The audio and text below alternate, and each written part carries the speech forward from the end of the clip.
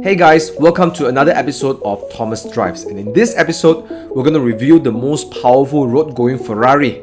Yes, the SF90 Stradale. And since I don't have a full track and only 45 minutes with this car, this review will be only a quick walk around and to see how it's like to drive it on a public road. And then we're going to answer a question that I have and some of you might have as well. Is this very un-Ferrari?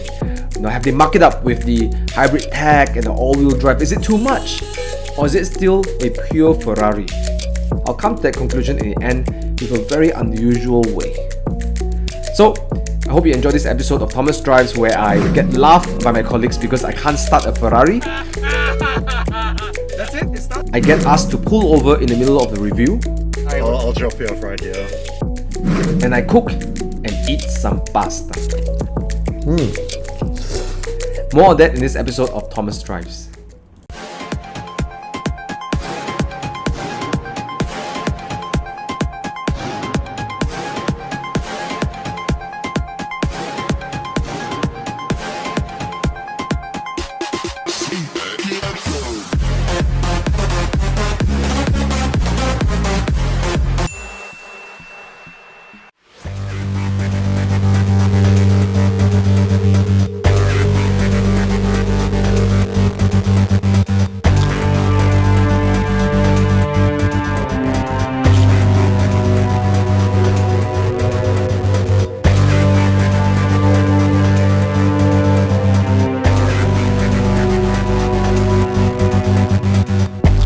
So let's start the review by looking at its fancy name.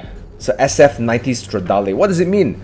SF stands for Scuderia Ferrari, and that's the racing team that is responsible for putting all the race cars on track, be it F1 or Le Mans, etc. Okay, but this is where it all begins, with the spirit of racing. And 90 stands for the 90th anniversary, so this is built in conjunction of that. Now the word Stradale now stands for made for the road. So if the car is anything the name suggests, then it's a car with race tech but built for the road. Now without driving the car just yet and just looking at the specifications and the setup, you can see Scuderia's influence on this car over here. Now let's start with the engine. It is a V8 twin turbocharged engine with 780 PS. And just like the F1 car, which is called the SF90 without the Stradale, SF90, is mated with a hybrid battery, but in this case you have three batteries, one on the engine, one on the left axle and one on the right axle. The total output with the batteries, 1000 PS as claimed as Ferrari, which is very similar with F1 cars output. Now this is extremely significant because power like this were not made available on mass production. It's only on very special limited edition hypercars like La Ferrari or McLaren P1. But now it's a mass production Ferrari where any customer can walk up to them and say, hey, I want the SF90 Stradale, and they'll build one for you. Of course, you have to pay for it, right? Now, the SF90 Stradale, just like the F1 cars, have regenerative braking and fitted with carbon ceramics. And what I do really like about the hybrid technology is they're not aimed to just reduce emissions and increase efficiency or boosting power. They use the front two motors together with a very advanced computer to banish understeer and oversteer depending on the setting that you have. So when you're knocking out the corner, the car is flat and steady and confident. Well played, Ferrari. Now the dry weight of the car is claimed to be 1,570 kilos, which is great for a hybrid supercar. This is achieved with a combination of reinforced aluminium and also carbon fiber for the chassis. Now looking at the specs and the tech, there's only one assumption to be made for this car's speed. Yes, it's blistering fast. I can attest for that. 0 to 100 happens in 2.5 seconds and 0 to 200 in 6.7 seconds. And now if you compare that with the likes of the Bugatti Chiron, which costs almost 10 times more, this Ferrari is really punching above its weight class. Now something really worth noting is that the SF90 Stradale actually went faster around the Ferrari test track on Fiorano than the hypercar La Ferrari. Okay, I'm not going to bore you anymore with the specs and talk about how amazing this car is, but you get the idea. The car is really pushing the limits of performance for Ferrari and even for all supercars. But here's what I'm truly interested in. Ferrari claims that the SF90 Stradale can have all the cutting-edge performance but packaged it for the everyday supercar driver. I'm determined to find out if that's true in a quick walk around and then a quick test drive on public roads. Hey guys, so we're right now with the SF90 Stradale, but look at that, man. Jeez, man, in this dark blue, really, really beautiful. What I want to do really is to take you more on the interior because we're talking about the livability of the car. So what I really love about it is that how they hide the door handles. So when you come in, you open your car with this. It's a little bit of a door handle. You're greeted with this interior. What I like about this interior is that it's not intimidating. It's welcoming, right? Despite its presence, right? Look at this. It's welcoming. So this one is fitted with beautiful leather. The first thing you notice is the interior. It's way more modern than what you get from a typical Ferrari. You got this huge LED screen. Okay, so steering wheels here. I love the sitting position. It's really, really low. You have your key here, which is beautiful, right? I love it. But what I like about it is you get to put it in this slot over here. And guess what? It doesn't slide around anymore. And here's the best part. Now it looks like part of the furniture. Love it. Love this little touch from Ferrari. You can feel its luxury, and I think from the 458 to 488 and here, that I think Ferrari's really upped the interior game. It's really, really good. Really, really cool. It's claustrophobic for some people, but it's a cocoon feeling. It makes you feel small and feel like you're still reminded that this is a supercar, right? That's for sure. So starting the car is interesting. You don't have this big knob, the red knob button to start the car. You have this touchscreen. So what you do is when you step on the brake and start the car, and there you go. The car is on, guys, but there's no sound. Why? Because we're on a hybrid. Okay, so you want to really start the car, you press it one more time, and you go. And then if you go to performance mode, the engine starts. Okay, something really smart about how Ferrari is using the hybrid is that they save weight by removing the reverse gearbox or reverse gear, and they use the hybrid battery to do the reverse gear. So the gearbox is not only lighter and smaller, it actually now shifts faster. All right, a lot more faster. I think 30% faster than the older gearbox. So what a smart way to use the hybrid technology. So you have a few modes over here. You have your this is qualifying modes. You can see it turns red. This is when the car gets really serious, right? But for spirited drive, you can use like the performance mode.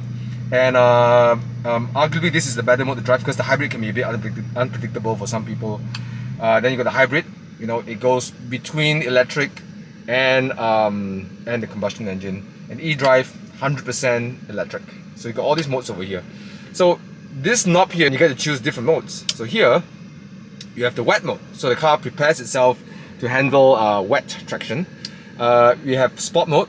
Okay, that's it's normal setting. So there's no comfort mode. There's only sport mode. And here we have the race mode, where you get more slip and it's more on performance side. And CT off. This is when you can. I think another way you call it is the traction mode. Right? You can slide, but this thing uses slide. And then of course this one you gotta go. This is what you call Mamma Mia. This is the ESC off mode. This is when you're a pro driver, which I'll never go there. I'll drive in sport. I think I'll be fine with that. Okay, so I'll spend a little bit more time with the steering wheel because I love how this steering wheel is done. Very driver oriented. So you have this nice, a lovely aluminium proper pedal shifters, and now they've innovated this a little bit. It's less intuitive. You got to get time to get used to it. You know, is this shifter buttons. If you press it once, you just do a 3-time signal. If you press it all the way, it turns the signal on. So the reason why they do this is because they want the driver to have their hands on the wheel all the time. Very smart, love it. Screen is all digital right now. Yes, on a personal level, I like analog, but you know, at least they kept it to analog. And it's quite accurate. It's actually as accurate as the analog, so it's pretty cool over there. I love that. And here the passenger gets to see what's the power, how fast we're going and stuff. Because you know what, driving a Ferrari and riding a Ferrari is an experience. So why not have the passenger have part of the experience as well?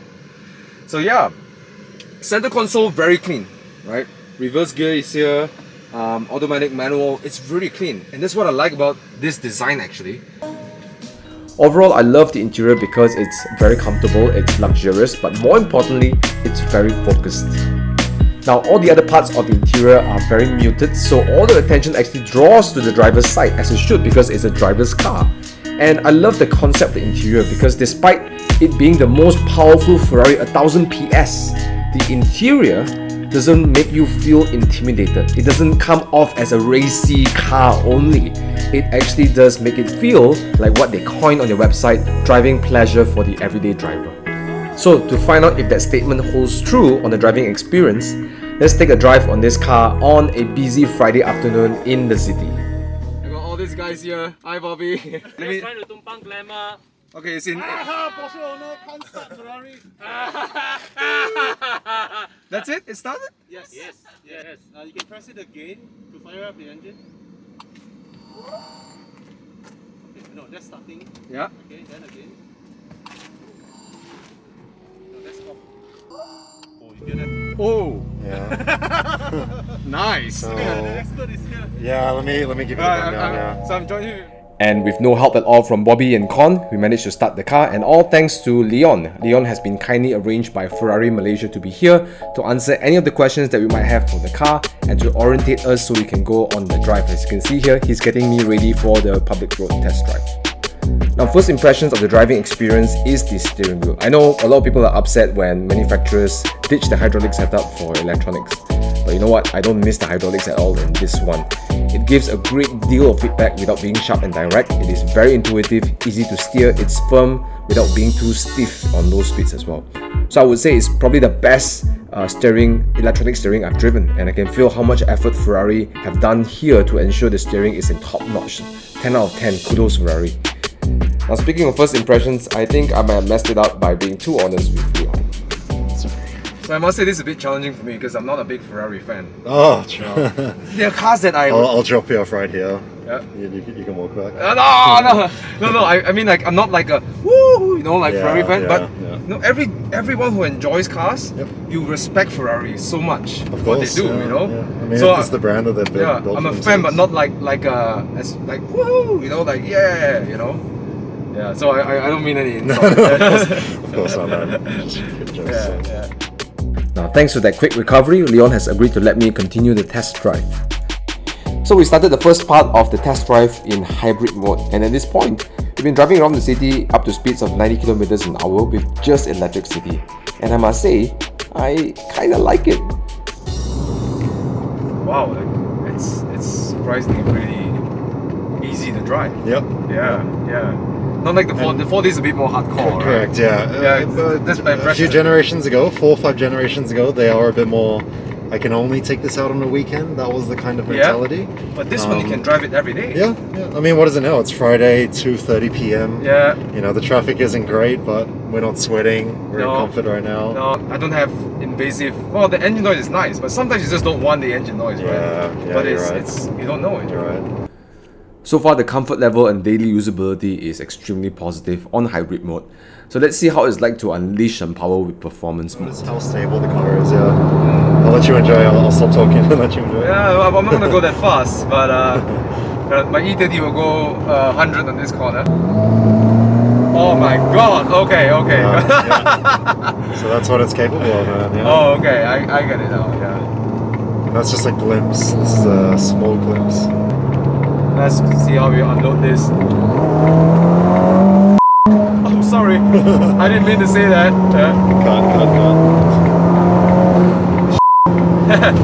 That's fast. Oh.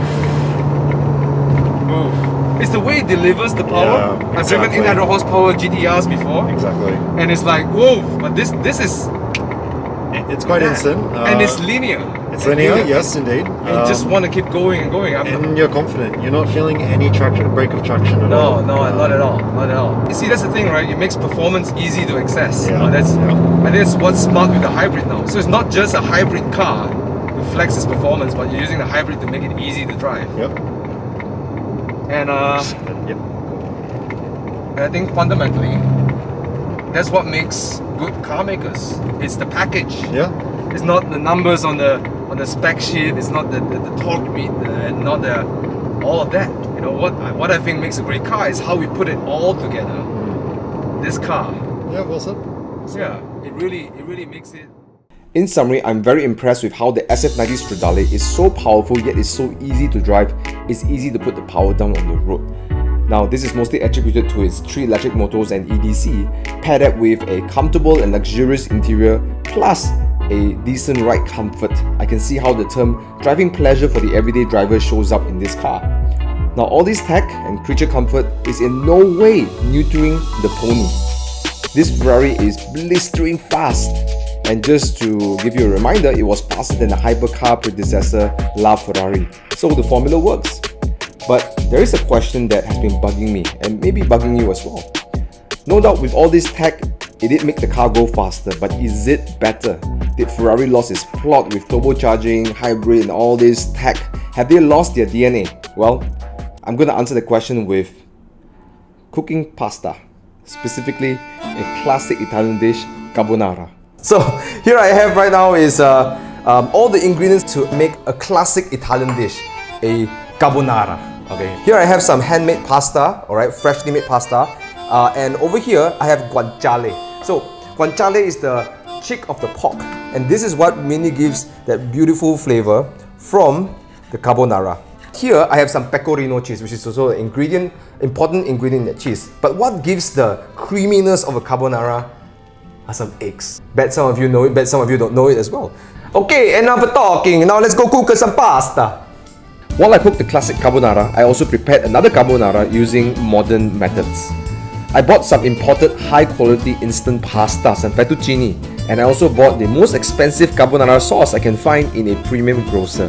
And then I fried a few pieces of bacon to go along with it. Now, in this comparison, the classic carbonara represents the older Ferraris, the classic, while the instant pasta is the new, the future, like the SF90 Stradale and so on. Now, the classic carbonara is harder to execute. The pasta, making the pasta, too much egg in the pasta, it gets too mushy. Too little, it becomes too brittle. Now, making the sauce is another one. If you cook it too fast, it becomes scrambled egg pasta. And you cook it too little, then it becomes raw egg. So, in a nutshell, the classic carbonara depends a lot on the chef's ability to cook. Much like the older Ferraris, where there's less tech, it's more dependent on the driver, and how fast you can drive, how much you can enjoy it depends on your ability to drive. On the other hand, instant pasta dramatically reduces the dependency on the chef's ability to execute, and is replaced with science and tech. Now, to make that happen, food engineers and scientists unfortunately have to change the original recipe. Now let's take a look at this. The instant pasta now does not have eggs. Instead, it's just durum wheat and water. The sauce is no longer made with egg as well. It's now cream and cheese. Now, it may sound like a bad thing, but it's not. Because of this, anyone with little to no cooking skills can now cook a carbonara without learning all those complex skills. And that, my friends, is just like the new SF90 Stradale. Now, let's come to a conclusion to this very pressing matter. Well, I think they've done a great job. Ferrari, they've done a great job blending in the chefs, the engineers from the Scuderia. You can feel it in the car with the future of what people need to make 1000 horsepower easy to drive, like this carbonara over here, But then it lacks the authentic Italian touch. You can still feel it here, some of it over here, but it's not the real thing. So the way I would say is that if you really want the classic way of, like this carbonara dish, this classic carbonara, then get an F30 Scuderia, or F30 even, or a 458, or maybe a 360 Modena. Let the classic be the classic and embrace what the future brings. Because both of them are equally as marvelous. But for me, if I gotta choose, I'm gonna take the classic carbonara.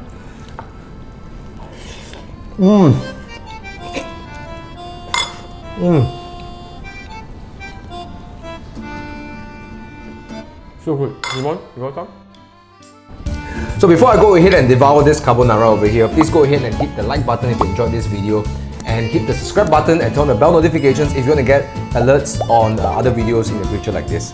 And let us know in the comments below, what do you think about the SF90 Stradale? What do you think about where Ferrari is going into the future? Or let me know in the comments below, what do you think about my cooking skills? And would you like the newer carbonara or the old school one? Okay, so with that, this is the end of this episode of Thomas Drives. And well, I guess Thomas cooks as well. Please stay safe and thank you for watching my video. And as always, keep it 100%. Peace out.